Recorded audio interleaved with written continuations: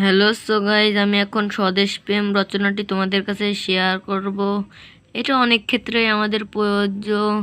তো আমরা বিভিন্ন সময় আমাদের স্কুল থেকে রচনা লিখতে দেয়। তো আপনারা সবাই ভিডিওটি দেখবেন এবং অনেক কিছু শিখতে পারবেন ইনশাল্লাহ। প্রথমে ভূমিকা। স্বদেশ প্রেম জন্মভূমির জন্য মানুষের অনুরাগময় ভাবাবেগ। স্বদেশ প্রেম বলতে বোঝায় নিজের জন্মভূমিকে ভালোবাসা।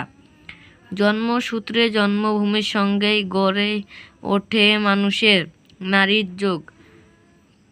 স্বদেশের জন্য তার মনে জন্ম নেয় নিবিড় ভালোবাসা। এই অনন্য ভালোবাসাই হচ্ছে স্বদেশ প্রেম। স্বদেশ প্রেমের স্বরূপ জন্মভূমির মাটি, আলো, বাতাস, অন্ন, জলের প্রতি মানুষের মমত্ব অপরিসীম।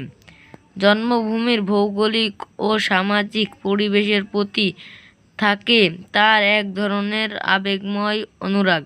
জন্মভূমির ভাষা, সাহিত্য, সংস্কৃতি, ঐতিহ্যর সঙ্গে গড়ে ওঠে তার শেকড়ের বন্ধন। স্বদেশের প্রকৃতি ও মানুষের প্রতি এই অনুরাগ ও বন্ধনের নাম স্বদেশ প্রেম। মা, মাতৃভূমি আর মাতৃভাষার প্রতি গভীর ভালোবাসার আবেগময় প্রকাশ ঘটে স্বদেশ প্রেমের মধ্যে।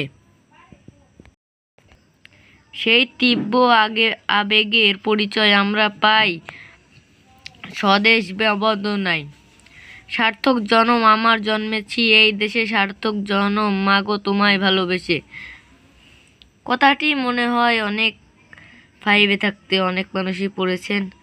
স্বদেশ প্রেমের ভিন্নতর বহিঃপ্রকাশ কেবল স্বাধীন অর্জন কিংবা স্বাধীনতা রক্ষার সংগ্রামেই সীমাবদ্ধ থাকে না।